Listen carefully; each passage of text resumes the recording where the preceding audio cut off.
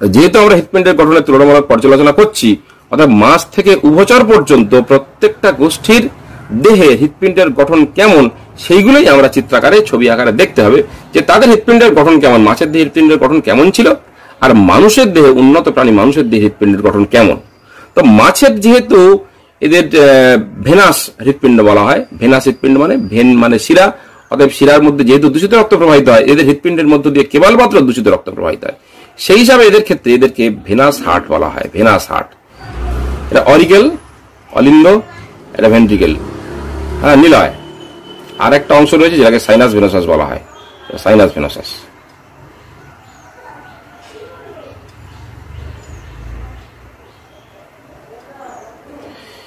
Sinus venosus.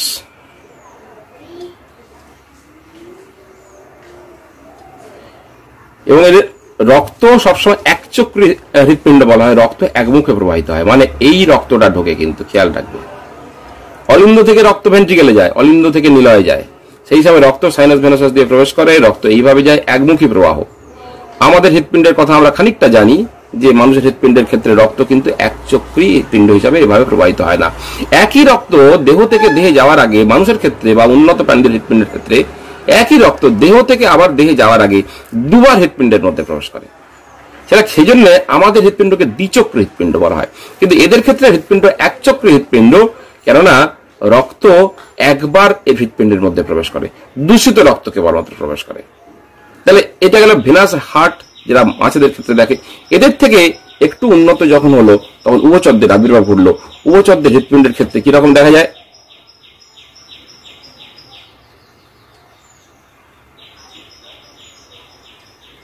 ছবিগুলোর technique একটু শিখে নিতে হবে, কিন্তু পরীক্ষার হলে খুব সহজভাবে আঁকতে হবে। এটা উভচরদের হৃৎপিণ্ড।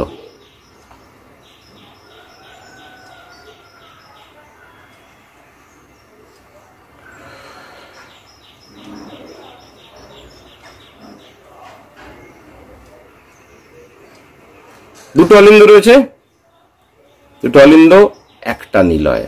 এই দাগটা মানে এটা কিন্তু অ্যাকচুয়ালি এই দাগটা আসছে, এই দাগটা, এই দাগটা মানে এইটা একটা অলিন্দ, এটা রাইট, আর এই পার্টটুকু এটা লেফট। এটা বলে কোনাস আর্টারিওসাস, এই চওড়া, আর তারপর ট্রাঙ্কাস আর্টারিওসাস। তো অলিন্দ নিলয় কপাটিকা, এখানে কিছু ভাল্ব থাকে। অতটা হৃৎপিণ্ডের গঠন আমরা এক্ষুনি পড়তে যাচ্ছি না, কিন্তু ব্যাপারটা হচ্ছে এখানে কিছু কলামনি কারণী থাকে, যেটা রক্তকে পুরোপুরি মিশতে দেয় না। এটা উভচর হৃৎপিণ্ড, এই টাইপের উভচর হৃৎপিণ্ড, মানে দুটো অলিন্দ একটা নিলয়। রক্ত যখন অলিন্দ থেকে নিলয়ে প্রবেশ করে, নিলয়ে রক্তের দূষিত এবং বিশুদ্ধ রক্তের আংশিক মিশ্রণ ঘটে। তাহলে দেখো এদের ক্ষেত্রে কেবলমাত্র দুটো চেম্বার ছিল, এদের ক্ষেত্রে কিন্তু তিনটে চেম্বারের আবির্ভাব ঘটলো। এদের ক্ষেত্রে মানে মাছেদের ক্ষেত্রে হৃৎপিণ্ড কেবলমাত্র দূষিত রক্ত প্রবাহিত হতো, আর উভচরদের ক্ষেত্রে হৃৎপিণ্ডে এদের মিশ্র রক্ত প্রবাহিত হতে শুরু করলো। মানে এটাও কিন্তু এই মিশ্রটা দূষিত এবং বিশুদ্ধর মাঝখানে একটা কানেক্টিং লিঙ্ক হচ্ছে মিশ্র। তাহলে প্রথমে পুরো দূষিত, তারপর মিশ্র, তারপর নিশ্চয়ই বিশুদ্ধ আসবে, তাই হওয়া উচিত। হিসেব মতো কানেক্টিং লিঙ্ক যারা, মানে মাছ আর সরীসৃপের মাঝখানে কানেক্টিং লিঙ্ক হচ্ছে উভচর, ওদের উভচরদের দেহে রক্তটাও কিন্তু মিশ্র রক্ত, যার জন্য নিলয়ের মধ্যে সম্পূর্ণ মিশ্রিত হওয়ার সুযোগ পায় না, কারণ ওপর থেকে যে রক্তটা বিশুদ্ধ অবস্থায় থাকে সেই রক্তটাই কেবলমাত্র মস্তিষ্কের মধ্যে যায়, বাকি যে রক্তটা নিচের দিকে খানিকটা মিশে যায় সেই রক্তটা সারা দেহে ছড়িয়ে পড়ে। তাহলে এটা গেল উভচরের হৃৎপিণ্ড। তাহলে মাছের ক্ষেত্রে একচক্রী হৃৎপিণ্ড, এদের ক্ষেত্রে কিন্তু দ্বিচক্রী হৃৎপিণ্ড, মানে হৃৎপিণ্ড দুবার চক্রাকারে আবর্তনের দ্বিচক্রী হৃৎপিণ্ড। খেয়াল রাখবে, কারণ বিশুদ্ধ দূষিত রক্ত যেহেতু দুটো রক্তই আসছে, আমি হৃৎপিণ্ডের গঠন এক্ষুনি বলছি না, মানে রক্তের সংবহন বলছি না, কিন্তু এদের ক্ষেত্রে কিন্তু রক্ত দুবার চক্রাকারে আবর্তন হয়, সেই হিসাবে দ্বিচক্রী হৃৎপিণ্ড বলা চলে। যদিও কন্ট্রোভার্সি রয়েছে এর মধ্যে, কারণ যেহেতু রক্তের মিশ্রণ ঘটছে, তবুও এটা দ্বিচক্রী হৃৎপিণ্ড, কারণ একই রক্ত দেহ থেকে দেহে যাওয়ার আগে দুবার চক্রাকার হৃৎপিণ্ডের মধ্যে প্রবেশ করে, সেই হিসাবে দ্বিচক্রী হৃৎপিণ্ড। তাহলে এটা উভচরের হৃৎপিণ্ড, এটা মাছের হৃৎপিণ্ড। এরপরে আসি সরীসৃপের হৃৎপিণ্ড।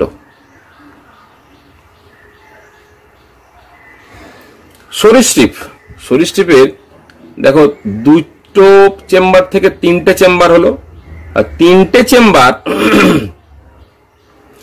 তার থেকে মানে 3.5 চেম্বার হবে। এরপরে 3.5 চেম্বার এই সেন্সে যে সম্পূর্ণ 4 প্রকোষ্ঠযুক্ত হৃৎপিণ্ড হওয়ার আগে আমি সরাসরি স্তন্যপায়ীদের হৃৎপিণ্ডটা আঁকছি, সেক্ষেত্রে উভচরের হৃৎপিণ্ডটা এঁকে নিলয়ের মাঝখানে নিলয়ের মাঝখানে লম্বা একটা পার্টিশন তৈরি করে দিলেই সরীসৃপের হৃৎপিণ্ড হয়ে যায়। মানুষের হৃৎপিণ্ড আঁকা আমি শিখিয়েছিলাম আগে, নিশ্চয়ই মনে আছে। এখানে বোর্ডে আঁকা যতটা সহজ, এখানে আঁকাটা অতটা সহজ নয়। এই পেন দিয়ে তবু আমি আঁকার চেষ্টা করি এখানে, বুঝতে পারলি? একটু বেঁকে চুরে যাবে, এটা বুঝে নিতে হবে যে হৃৎপিণ্ড কেমন হতে পারে মানুষের হৃৎপিণ্ড।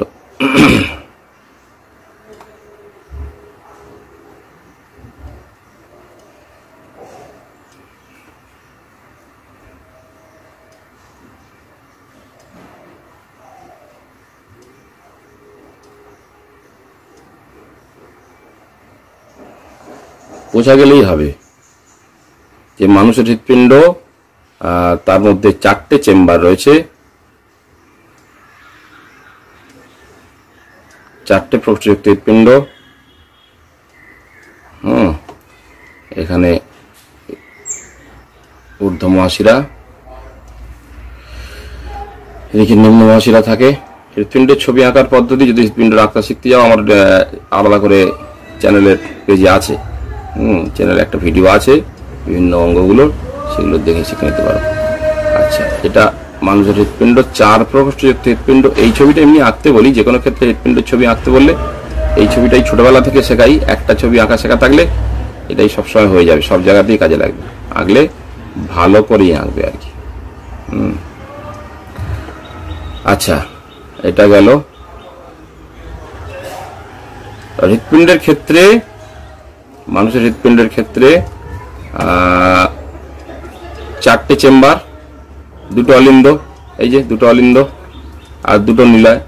হৃৎপিণ্ড চক্রাকারে দ্বিচক্রী হৃৎপিণ্ড বলার কারণ এদের রক্তের সংবন্ধে এদের ক্ষেত্রে একটু বুঝে নেওয়া দরকার, যদিও বোঝা আছে তবুও বলি। বিশুদ্ধ রক্ত ফুসফুসীয় শিরার মাধ্যমে প্রবেশ করে, এটা বিশুদ্ধ রক্ত প্রবেশ করে।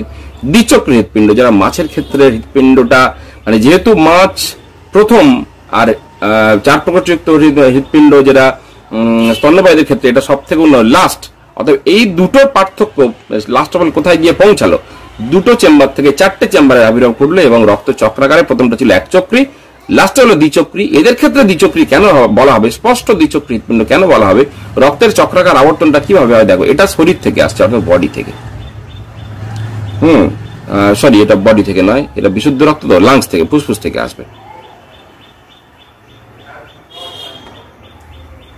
এটা লাংস থেকে বিশুদ্ধ রক্ত আসবে, লাংস থেকে বিশুদ্ধ রক্ত আসবে।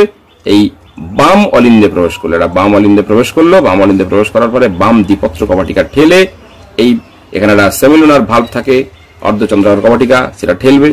আর এইটা আসছে সারা দেহ থেকে। আচ্ছা, এটা আগে বলে দিই যে লাংস থেকে বিশুদ্ধ রক্ত এলো বাম অলিন্দে আসার পরে ফুসফুসীয় শিরার মাধ্যমে এলো, দ্বিপত্র কপাটিকা ঠেলে এটা মহাধমনী পথে, এটা হচ্ছে মহাধমনী পথে এটা এই পিছন দিক থেকে হয়ে, এরা তলা দিয়ে ভাগ রয়েছে, সারা দেহে ছড়িয়ে পড়ে যাবে। তাহলে এটা বিশুদ্ধ রক্ত এক চক্রে এলো।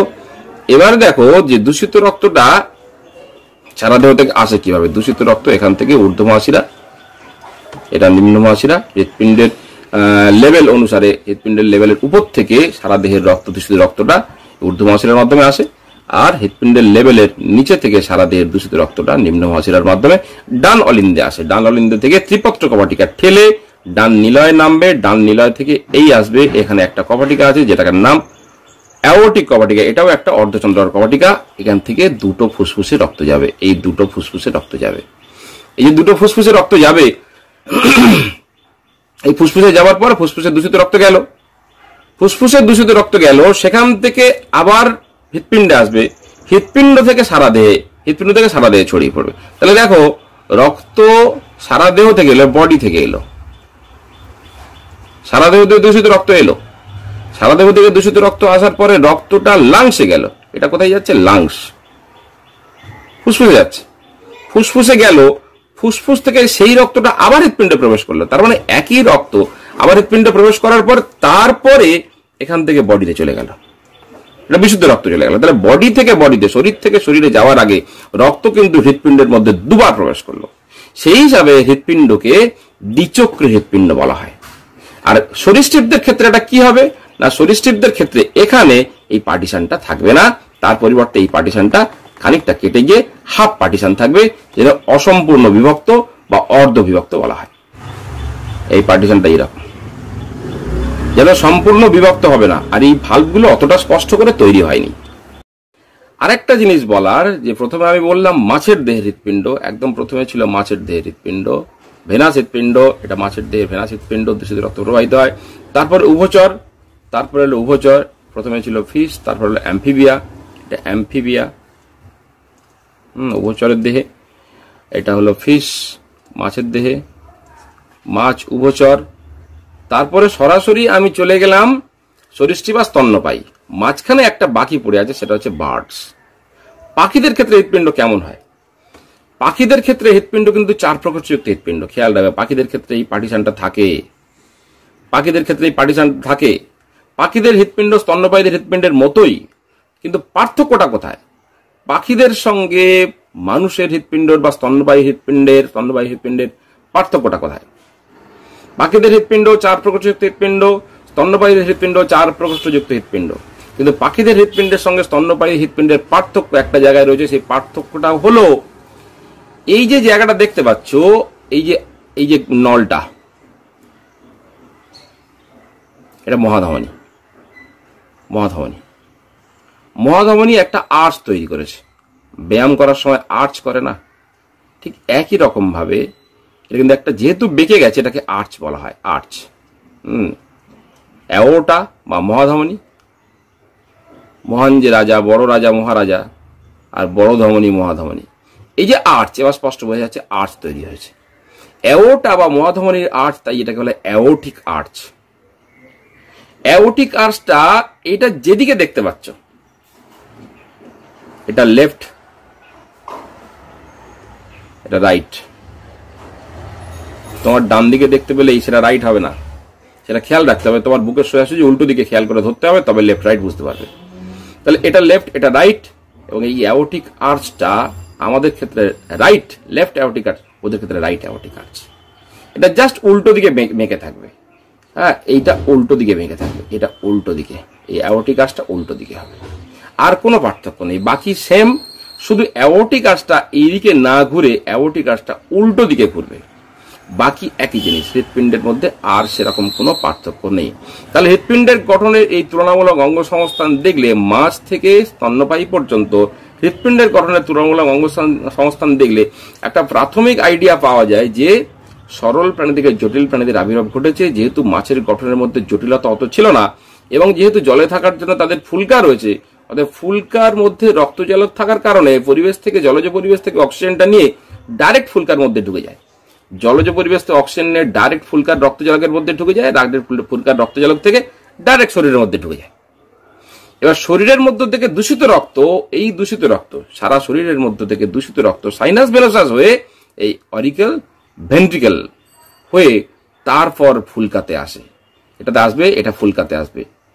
এটা গিল, এটা কি টু গিল, ফুলকাতে আসবে। ফুলকা থেকে কার্বন ডাই অক্সাইডটা যখন আদান প্রদান হবে, গ্যাসিয়াস এক্সচেঞ্জ যখন হবে, মাছ যখন জল পান করার মতো এই জল যখন ফুলকার মধ্যে ঢোকে, অক্সিজেন যেমন যায়, তেমনি কার্বন ডাই অক্সাইডটা দেহের বাইরে জলজ পরিবেশে বেরিয়ে যাবে। আর সরাসরি অক্সিজেনটা ফুলকার মধ্যে রক্তজলকের মধ্যে প্রবেশ করে রক্তজলক থেকে সরাসরি কিন্তু শরীরে ঢুকে যাবে। তাহলে হৃৎপিণ্ডের তুলনামূলক অঙ্গ সংস্থান সম্বন্ধে প্রাথমিক ধারণা বুঝতে পারলে যে একচক্রী হৃৎপিণ্ড থেকে দ্বিচক্রী হৃৎপিণ্ডের আবির্ভাব কেন হয়েছে, এবং জটিলতা, শরীরের গঠনের জটিলতার উপরে ডিপেন্ড করেই কিন্তু একচক্রী থেকে দ্বিচক্রী হয়েছে। যেহেতু সরল প্রাণী ছিল সেই হিসাবে, এবং ফুলকা ছিল, পরিবেশ থেকে ডাইরেক্ট অক্সিজেনটা নেওয়ার প্রয়োজনীয়তা আছে, সেই জন্য ওদের ক্ষেত্রে একচক্রী হৃৎপিণ্ড। ফুলকা থেকে ডাইরেক্ট অক্সিজেন, মানে পরিবেশ থেকে ডাইরেক্ট অক্সিজেন ফুলকার মধ্যে, ফুলকা থেকে শরীর থেকে চলে যায়, এবং সারা শরীর থেকে দূষিত রক্ত আবার এই ফুলকাতে চলে আসে। একচক্রী আর দ্বিচক্রী হৃৎপিণ্ড দেখতেই পেলে মানুষের ক্ষেত্রে। তাহলে কিভাবে হয় সেটা বোঝা গেল।